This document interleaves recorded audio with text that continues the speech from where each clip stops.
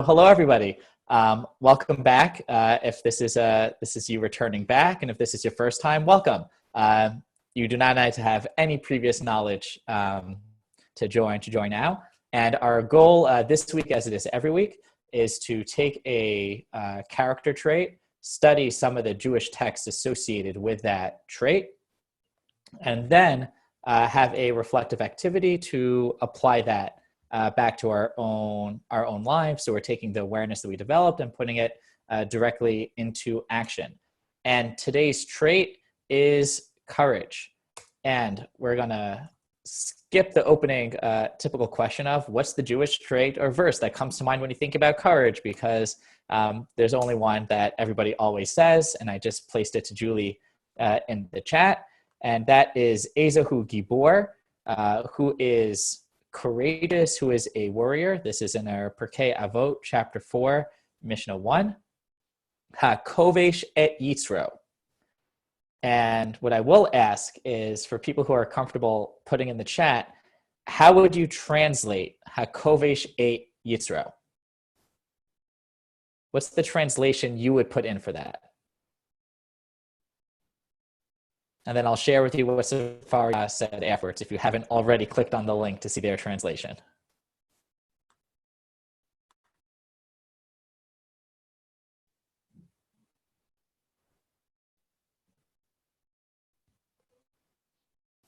So kovesh et yitzro means to conquer one's will, or as Safaria translates it, subdues his, in brackets, evil inclination.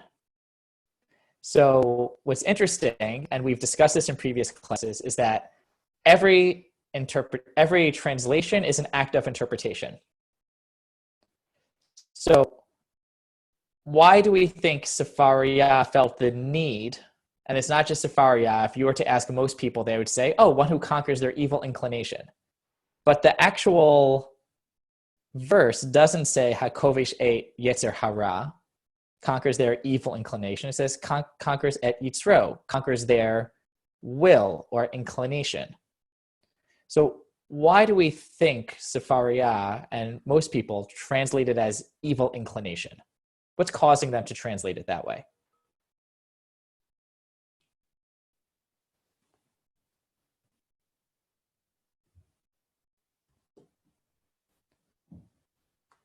Can either put it in the chat or message it directly to Julie, who's done an excellent job of reading out loud people's responses over the past few weeks.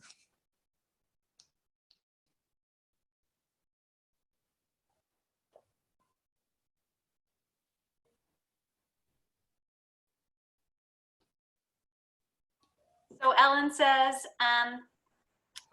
will to serve the other, to be strong or willing. And Michael says, because you cannot be self-centered or self-serving to be courageous. Interesting. Cool. I like that. So, oh wait, we gotta. Oh, thank you for the transliteration, Julie. So what we're going to do is explore why I actually think the word evil shouldn't be in there. And we should just take it at its word, hakovesh et yitzro, conquers their inclination. And the first thing we're going to do is actually go to Sefer Bereshit, book of Genesis and the creation of humanity. And for those familiar with a creation story, after every day it says that God created something, and then Vayar Elokim ki tov, and God saw that it was good. Except on the sixth day of creation, where it said regarding creation of humanity, Vayar Elokim ki tov ma'od, that it was very good. So the commentators pick up on that and ask, well, what was different? Vayar Elokim ad kol asher asa v'hinei tov ma'od. What was different on the sixth day that it was very good, as opposed to every other day where it was simply good? So I will share. I'll share my screen so everyone can read along as I do. So this is a midrash, I guess, liturgical interpretation of the verse that Rabbi Nachman, Breshit Rabbah 9:7, which should now be in front of everybody. Rabbi Nachman said in Rabbi Samuel's name, "Behold, it was good," refers to the good desire, and "behold, it was very good" refers to the evil desire. Fascinating. Why is the evil desire very good? It only says very good after man was created with both the good and bad inclinations. In all other cases, it only says, and God saw that it was good.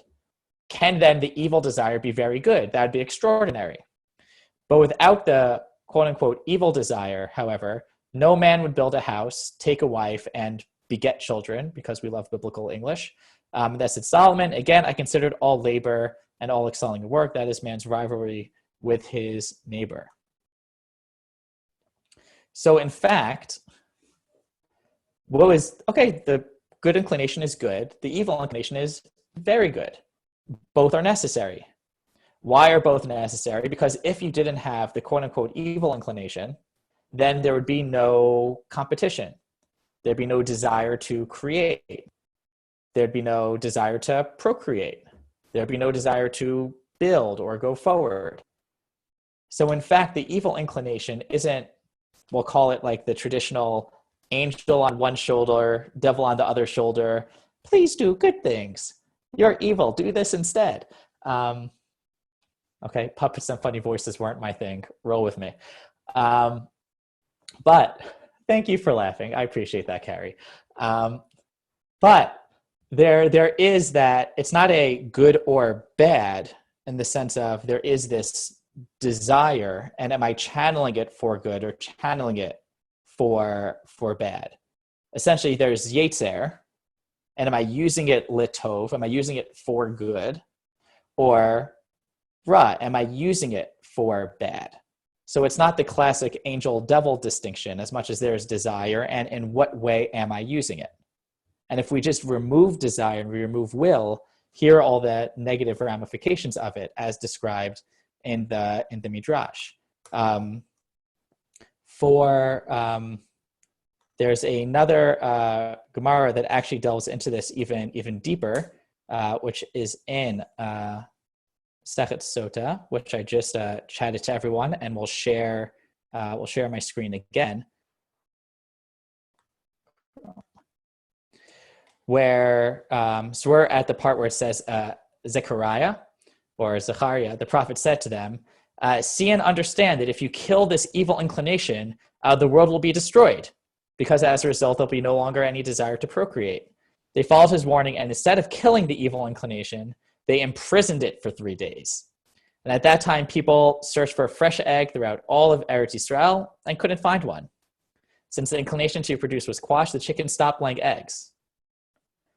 They said, "What should we do? If we kill it, the world will be destroyed. If we pray for half, then only half its power will be annulled. Nothing will be achieved." Whatever, and you can read the rest on your own, which gets into a pretty graphic Game of Thrones style. So we'll leave that off the call, but you can read the rest on your own. But it reinforces the point that the Yetzer Hara is necessary for existence, which now, if you bring us back to where we are, Hakovish et Yisro, I would argue shouldn't be translated as conquering your evil inclination, but rather conquering your inclination. Okay, so if it's now conquering your inclination, conquering your desire, well, what is it exactly now that we're conquering? So for that, let's actually look at the proof text, because a lot of times they bring their idea, then they bring a proof text afterwards for the idea, which can give us some insight. So the proof text here is in Hebrew from Mishlei. Tov erech apayim mi gibor umoshel berucho miloked ir. So he that is slow to anger is better than the mighty, and he that rules his spirit than he that takes a city. So why did they pick this proof text? Linguistically, you have that connection of gibor, tov erech apayim mi gibor, and here we're saying ezehu gibor. So maybe linguistically, there's that connection of, why does the conquered, why not channel it? Great question. We're going to get to that in a second. So why, and this might actually answer it, of anger. So when it comes to anger, and I think this might answer your question, Ema Rooney. I'm not sure if that's Ema space Rooney and that's a name, or it's Ema Rooney. But either way, thank you for your question. According to the Rambam, everything should be in moderation, including moderation, the famous golden rule, with the exception of one character trait.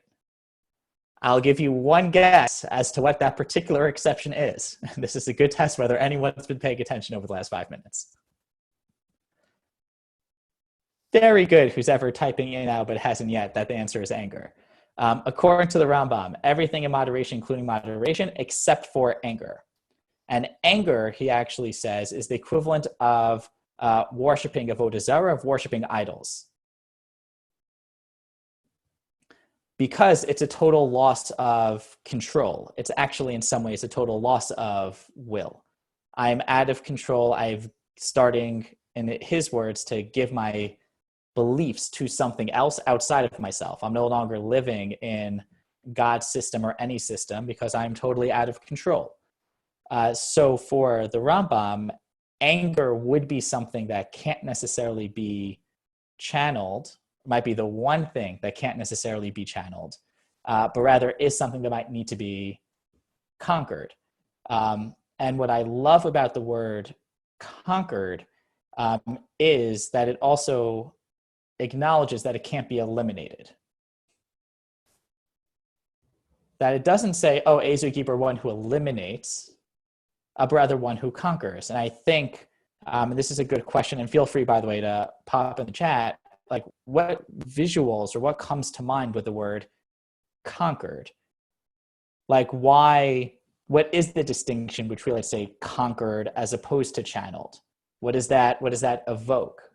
How would one interact differently if the edict, if you will, was to channel as opposed to conquer, as opposed to eliminate? And let's see if we can get some of those in the chat.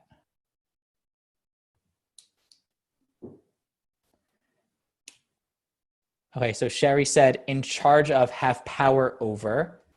From Joan, but can it also be said to be true of the desire to procreate? Once again, the value of moderation or self-control. Conquer implies that you've got things in control.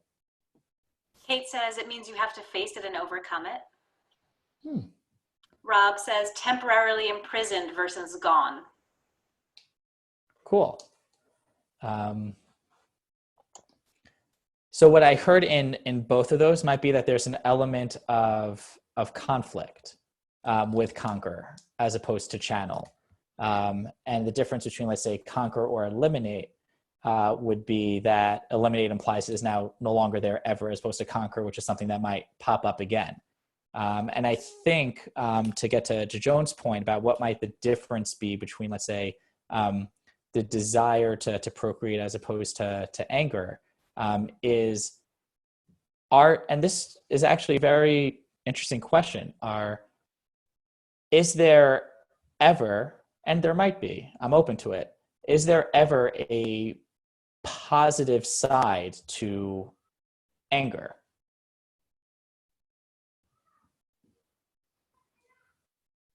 Because we can see when it comes to procreation, okay, here's the positive side to it. Like we can see the challenging and potentially negative side, but you can see the positive side.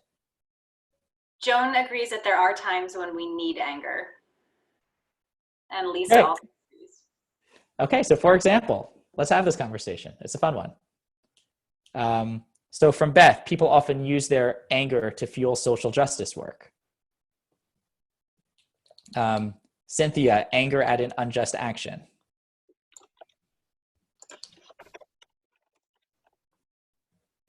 Rob, yes, emphatically, with an exclamation point. Anger inspires leaders to react.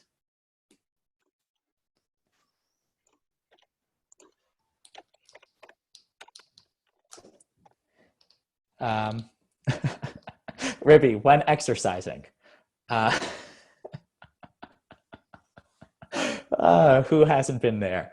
Now, my question, or perhaps a challenge for each of those is, was anger necessary, or was there an equally, if not more effective tool also at your disposal? So, for instance, use their anger to fuse social justice work. What if that same motivation from Irene, anger tells us something is wrong and needs to be addressed? Okay, so agreed.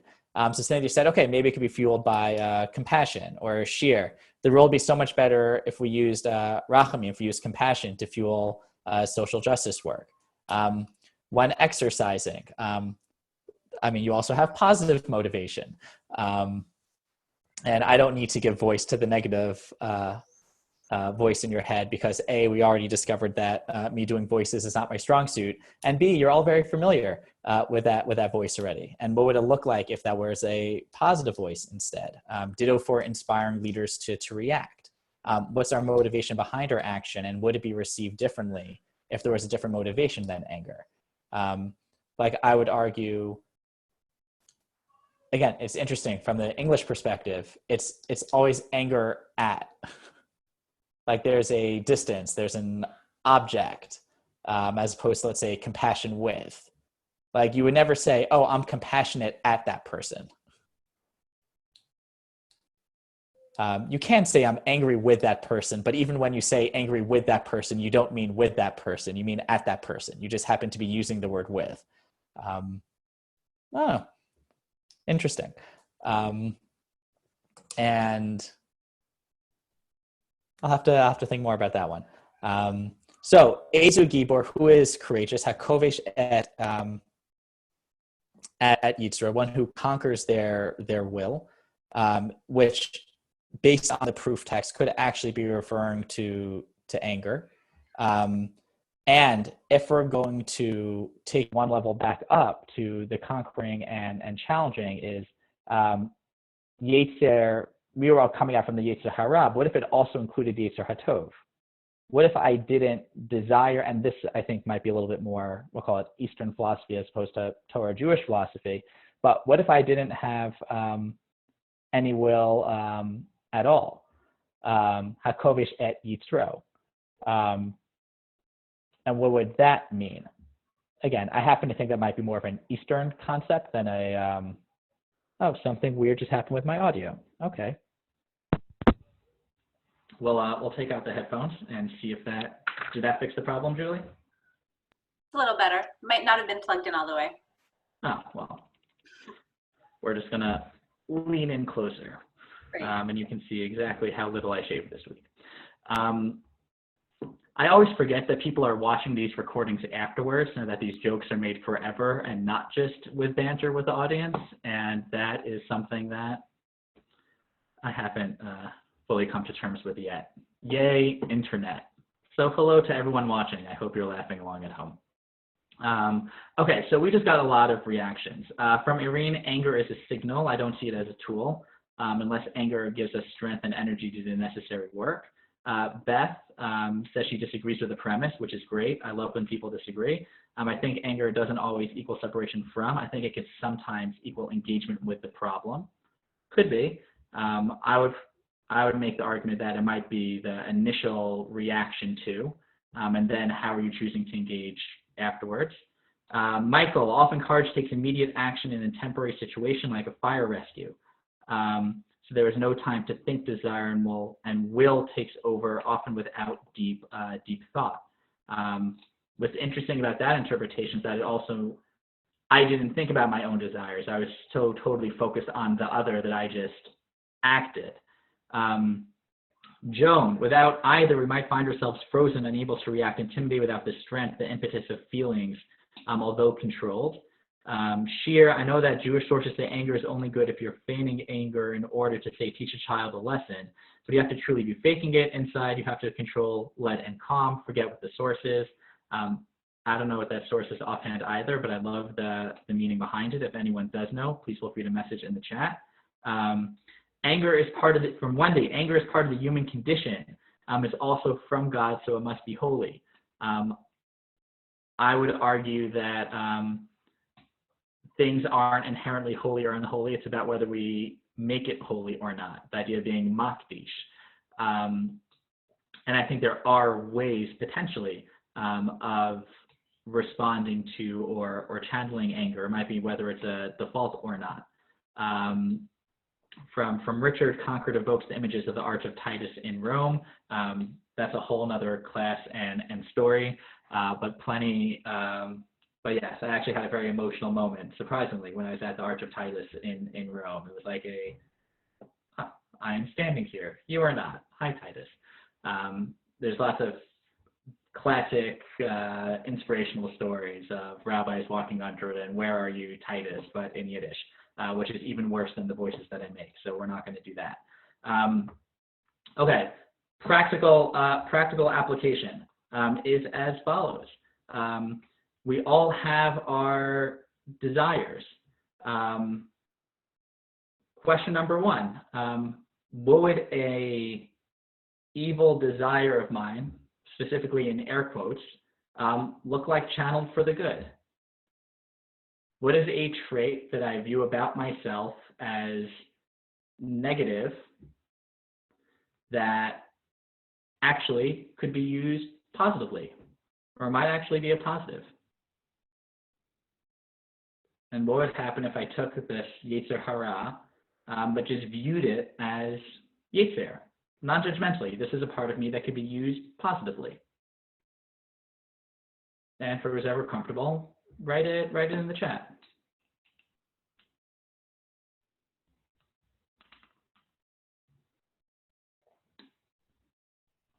So Hannah Cayley wrote vulnerability.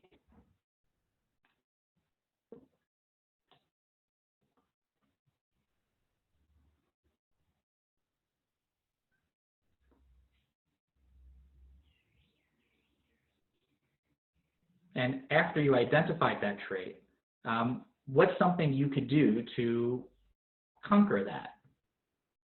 Kovesh. How could you take that trait, and what's the action you can take to start to conquer it or channel it? When do I notice that it pops up? And how can I respond when that happens? So for instance, Julie just shared that laziness might be that I can sit and meditate.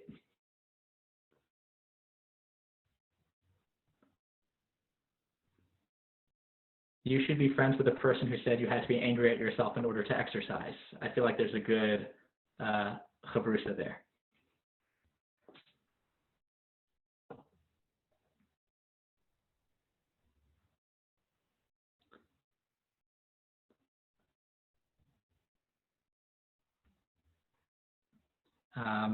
Beth just said, I often think of myself as too much, but I imagine that my big personality is also a gift of joy in many situations. Incredible.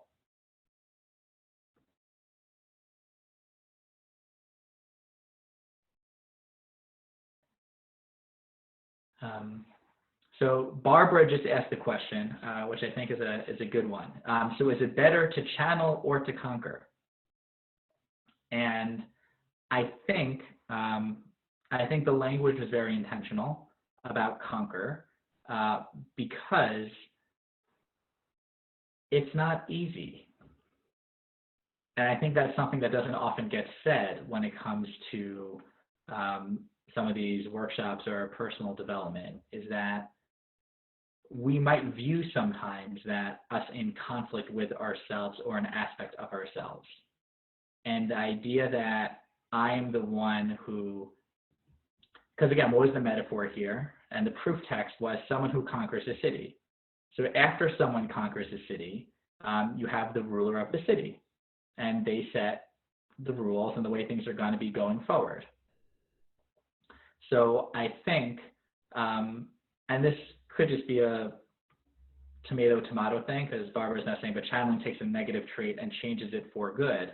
I would argue the same thing happens with conquering, is that it's hard, and there's something that I recognize I need to work on and subdue, But when I have it under my control, that's when I'm able to use it or to build in a particular way. And I think a word like conquer, again, might surface for some people the idea that this isn't easy and it's something that I need to work on, as opposed to channel, which is more of a go with the flow.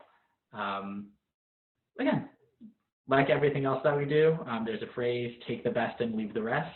If it's language that resonates for you, amazing. If it's language that doesn't resonate for you, also okay. From Celeste, the emotion anger requires self-examination to determine what you're angry about and why. It's an internal response to an outward situation or a persona, which is something I forget who said earlier, that anger is a signal. What's it bringing up with me and why? And Michael, and I think this is a good question to conclude on, we've been talking about who is courageous, but what is your definition of courageous? So as someone who is a firm believer in I'm a big chassid of the Rebbetzin Brene Brown. Some of you might be familiar with her work. So courageous, and if you haven't, you should. Not really much else to say on that topic. But there, she defines courageous as, I believe, from the root Latin of to live with a full heart, is her definition of courage. And I think that's a great definition of what does it mean to live with a full heart. I think in our context, it means to live with all aspects of ourselves as one unified self, that it's not hara v'hatov, it's just yetzer. And how do I bring those two together and channel that into, or conquer that, so I can live a unified life. And if I live a unified life, then that would also take care of the anger, because there'd be nothing for me to be angry at, because everything is the way that it's supposed to be. A couple people are pushing back, which is great, about the problem with conquering is that there's an element of possible joy of battle. It's also a matter of how we translate the word. And from Sherry, to me, conquer sets up to fail. I actually view that as a positive thing, because there are going to be times when we fail. We don't win every battle. That's a reality. The question becomes, what do we do afterwards? Which is a different Jewish teaching of the righteous person is someone who falls down 6 times but gets up 7 times. Why 6 times and 7 times? Well, because the assumption was that they were going to fall. And then they get back and they get back up again. It's now 7:31, and I had committed to not going to 7:52 or to 12:52, depending on what time zone we're in. So to wrap up, should we be careful, Jennifer, should we be careful to avoid defining conquer in terms of pass fail? It's in the moment. And I think that's one of the big things in general about emotional work, and this isn't a Jewish concept specifically as much as just general, of how am I feeling right now in the moment, and that a second from now or a minute from now is going to be a different moment, and that's a different choice, and feelings aren't forever. So the idea that there are going to be times where we take something on and fail, of course, that's a part of human life and existence. Then how do we react to that, and what comes next? Last question from, I'm going to leave the name out of it, but some things are just part of our DNA. OCD, for example, learning to live with it and not necessarily conquer may be more important. I just want to specify, as always, we're talking as general principles. How it applies back to your own life and in what way is it useful for you is something either we can talk about individually, but really this is knowledge that you can figure out how to apply or not. And what I was talking about, an idea of conquering, was really the idea of desire and how am I using it positive way. So again, I shared this on my last call. I live with depression. It is something that I'm very public about and speak often about. Yes, I don't believe I can conquer or like I should be in a fight with it. No, it's acceptance, and now what? If you want to tweak the language, I had to conquer my desire to control it to be able to accept and then figure out what to do with it. So it might not be what you're conquering is the thing itself, but what you might be conquering, if you wanted to be consistent with the language, is your reaction to that thing, or how you want to interact with that thing, or what your desire is to be with that thing. So in this case, it wouldn't be I'm conquering my OCD. It might be I'm conquering my desire to control my OCD, or I'm conquering my desire to blame my OCD, or I'm conquering my desire to fill in the blank. I hope that provides a little bit of clarification. And again, I want to re-emphasize something that I said earlier, which is take the best and leave the rest. I'm not presenting dogma, and I'm not teaching, although it's ironic because one of the first Mishnayot, or I guess chapters of Pirkei Avot, is Moshe Kibel Torah Sinai, that Moshe got the Torah from God at Har Sinai. So I just want to reiterate that I am not presenting Torah Sinai. I'm presenting my interpretation. I'm presenting maybe some rabbinical interpretations and sources and background. And I hope they resonate and inspire and empower and inform. And just want to thank Cynthia before we wrap up. Thank you so much every week. It seems perfectly aligned with what I'm going through. And that's the hope. The hope is that when we delve into the sources and have open conversations and really discuss Jewish wisdom in this way, that we're talking about life. So as long as we're authentically talking about life, of course, it's going to interact with our own experience in a meaningful way. And thank you as always for joining on this journey, for being open to the learning, for challenging back, and especially for joining us in lieu of your indoor Memorial Day barbecue. And thank you, Rob. I hope you continue teaching beyond the scheduled sessions, My Jewish Learning, anytime you want to have me back. Yeah, maybe we can create an alternate series for anybody who wants to continue afterwards. Maybe a happy and meaningful Memorial Day. Stay safe, stay inspired, and look forward to seeing you on next week's episode. Wonderful. Thank you so much, Mark. And you're getting a lot of thank yous in the chat box, and how meaningful this is and wonderful this is. So again, thank you to you from My Jewish Learning. And I wanted to let everyone know, in case you didn't know, My Jewish Learning is hosting a Tikkun Leil for Shavuot. That means an evening study session. That will be this Thursday from 8 p.m. to 1 a.m. or thereabouts Eastern time. So if you're in California, you don't even need to stay up late. And information for that is on our website. And otherwise, happy holiday, Chag Sameach. I meant that for Shavuot, not for Memorial Day, but I hope you also have a meaningful Memorial Day, and hope to see you next Monday. Mark, what is next week's trait? So you think by now, having been called out on this multiple times, I would have checked in advance for what next week's trait is. And the honest answer is, yet again, I did not check what. It will be surprise stew next week. So we look forward to whatever trait it is. And have a good week, everyone. Generosity. Thank you, Helen. Next week is generosity. Actually, really fascinating. That's going to be a fun one. I mean, they're all fun, but that's going to be especially fun. Some folks are asking for the link to Shavuot, so I'm going to find that and then post that in the chat box. So anyone who's waiting for that, you can stay on the Zoom call for a sec.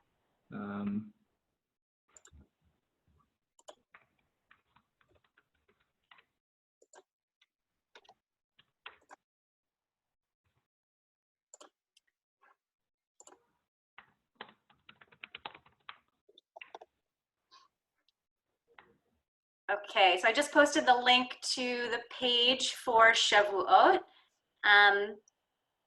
And you can find at the bottom of that page and also in a link on that page, the registration form for the evening.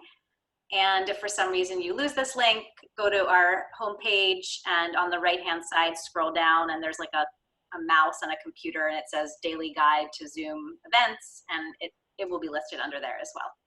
So yeah. Anyone who wants to get a head start on next week, we've never done reading in advance, but why not? That's going to be the basis of our conversation for next week on generosity. It's from Pirkei Avot, chapter 5,